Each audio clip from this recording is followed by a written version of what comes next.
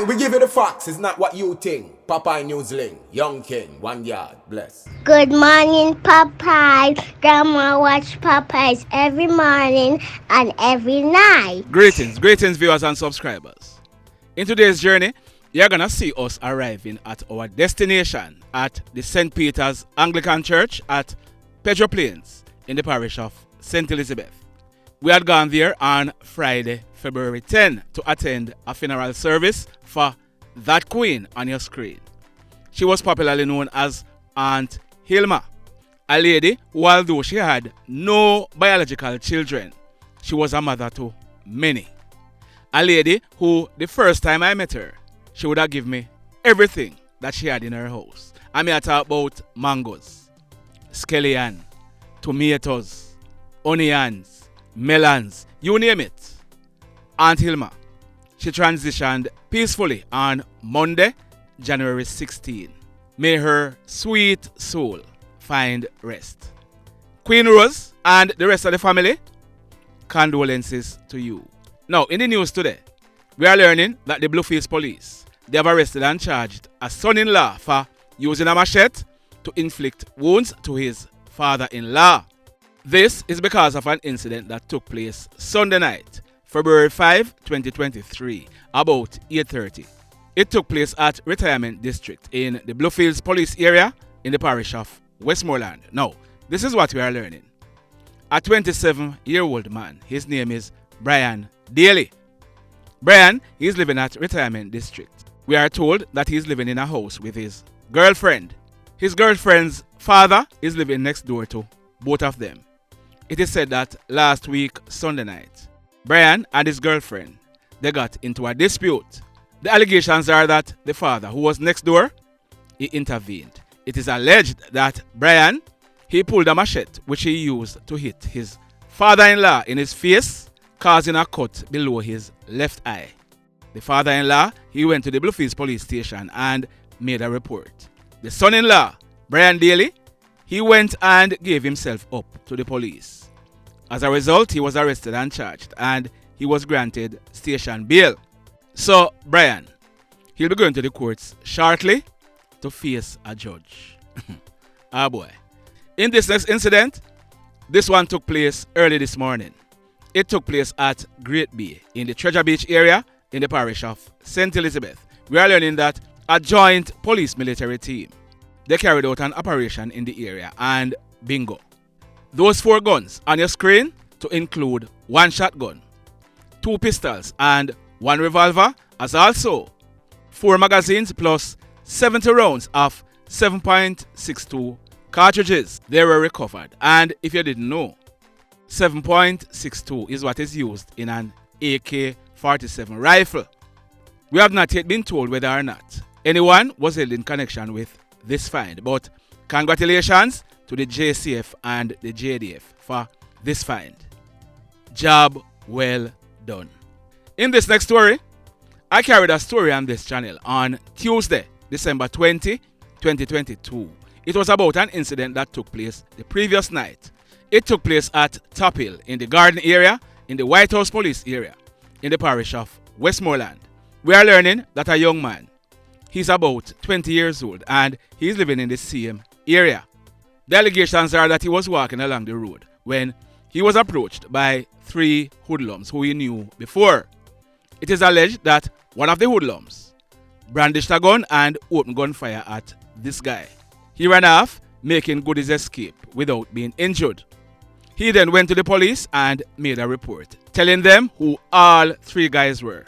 The police, they commenced investigation. Now, the guy who is alleged to be the shooter, he is said to have a case in court. Well, on Tuesday, February 14, 2023, this guy who is alleged to be the shooter, he went to the Westmoreland Circuit Court where his matter was to be mentioned.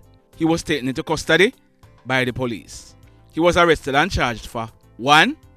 Shooting with intent, 2. Possession of a prohibited weapon, and 3. Using a firearm to commit a felony. So, he'll be going to the courts shortly to face a judge. This next incident, it took place early yesterday morning. Wednesday, February 15, 2023, about some minutes after 6 o'clock. It took place right across from Cornwall College, right in the vicinity of the community centre at Albion in Montego Bay in the parish of St. James. We are learning that a group of men, they had a dispute when one of them, he suddenly left. We are learning that the one who left, he's in his late 40s and he has had a long run-in with the law. He was released from prison last year. We are learning that the one who left, he later returned. When he returned, he was armed with a 9mm pistol. It is alleged that he opened gunfire at a 61-year-old man who he was in a conflict with, hitting him to his left shoulder. The hoodlum, he then ran away, making good his escape. The man who was shot, he was assisted to a nearby hospital where he was treated and admitted. So the police, they are now searching for that well-known hoodlum, the mayhem. Now, this one, it took place early yesterday morning, Wednesday, February 15, 2023, a little bit after 12 midnight. It took place along the Kendall Main Road in the parish of Manchester. Now, this is what we are learning. Two women, they were traveling in a grey Toyota Mark X motor car. One of them is that young lady on your screen. Her name is Shamoy Borah, but she was popularly known as Brownin. On May 17 this year, Brownin, she would be celebrating her 23rd birthday. Brownin is said to be a past student of the Homewood High School and she is the mother of a 5-year-old daughter. Brownin, she worked as a promotional dancer and she lived at Comapen in the parish of St. Elizabeth. The car that Brownin and the other female were in, it was being driven by that man on your screen. His name is Damion Robinson, but he was popularly known as Bleachaz. Bleachaz is 29 years old and he's from Miketown in the parish of Manchester. We are learning that all three were traveling in the Mark X along the Kendall Main Road. They were said to be returning from a party in Mandeville when hoodlums attacked and shot up the car.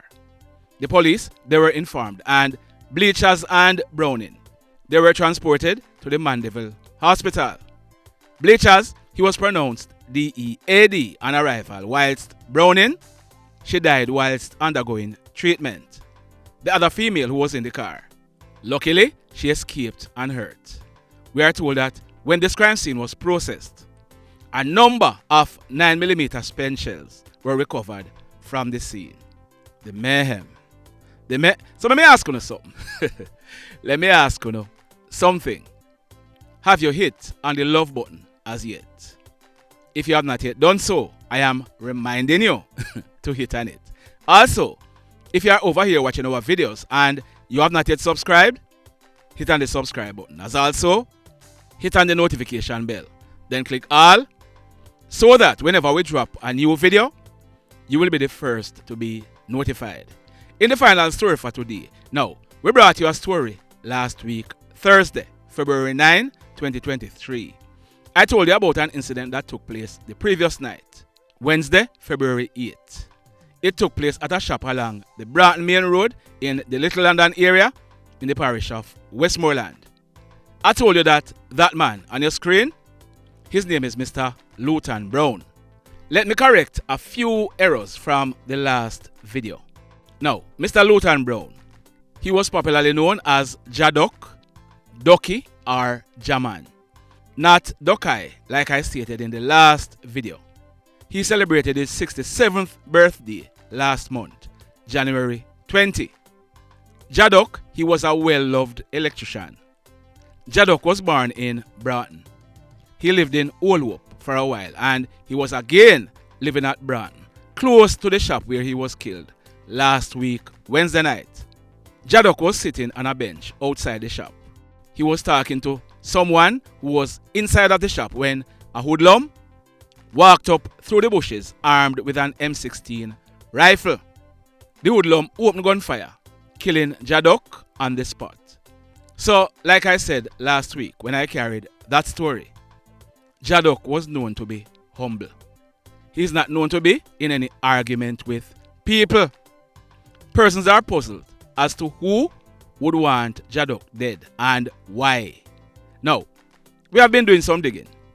We are told that Jadok, apart from him being an electrician, he always do a little farming. Yeah man, Jadok, him always have him grung. Now, you know what grung means, right? You don't? Okay.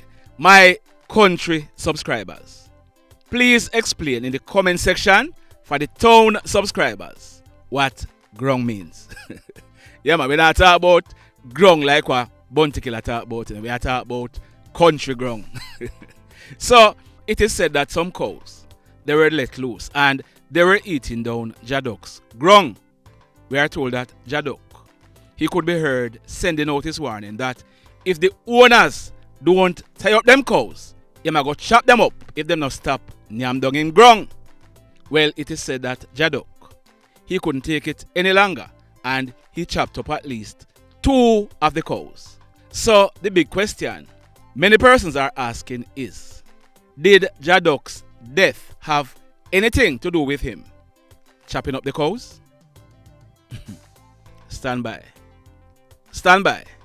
There is more to come. We are still digging. The mayhem continues.